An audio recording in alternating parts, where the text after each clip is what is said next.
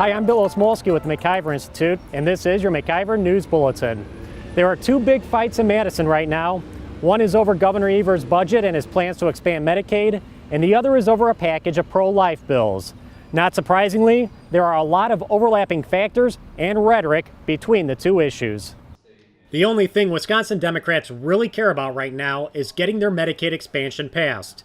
So when Republicans tried to make infanticide a crime, Governor Evers responded, If the Republicans are so damn interested in making sure that moms and babies are well, they should really get behind my Medicaid expansion. You said that expanding Medicaid would help those babies and mothers? Well, they're already covered under Medicaid, so how would the expansion help them? Well, we would go further, and we have a well baby and well mother program that would provide help early on and continue to provide help for a year after a baby is born. That initiative also includes a $380,000 grant to Planned Parenthood. But that didn't stop Democrats from parroting the governor's talking points during a public hearing on a package of pro-life bills.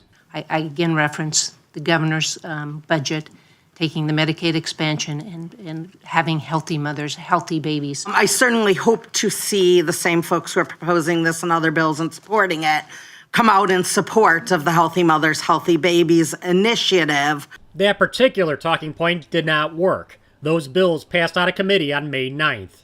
Governor Evers says he will veto those bills when they eventually reach his desk. Meanwhile, the fight over his plans to expand Medicaid carried over into joint finance on Thursday. Even though Governor Evers knew Republicans fiercely opposed a Medicaid expansion, he used it as a cornerstone for his entire budget.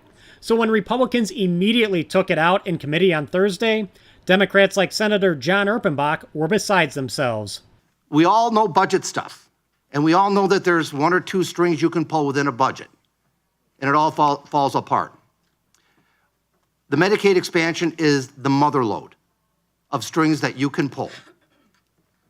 You are creating well over $1 billion hole in a budget. Knowing where the other side is, and if you want to work with the other side, it would seem to me the last thing you do is put something into a budget that we know is up to debate and we know requires further discussion, and then say, by the way, if you don't do that, everything else falls apart. To me, that's not a very sincere budget. You're betting the farm on one item, and if that budget, if anything goes wrong, you got a serious budget problem. And so Republicans removed 131 policy items out of the budget, essentially starting from scratch.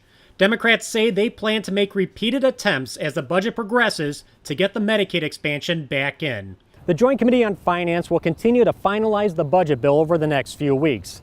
It could be ready for a vote in the Assembly and Senate by the middle of June. Governor Evers has said he will veto it, so what happens next is anyone's guess. To make sure you keep in the loop while all this plays out, visit MacIverInstitute.com for regular updates, and be sure to check us out on Twitter, Facebook, and YouTube. For the MacIver Institute, I'm Bill Osmolsky, and this has been your MacIver News Bulletin.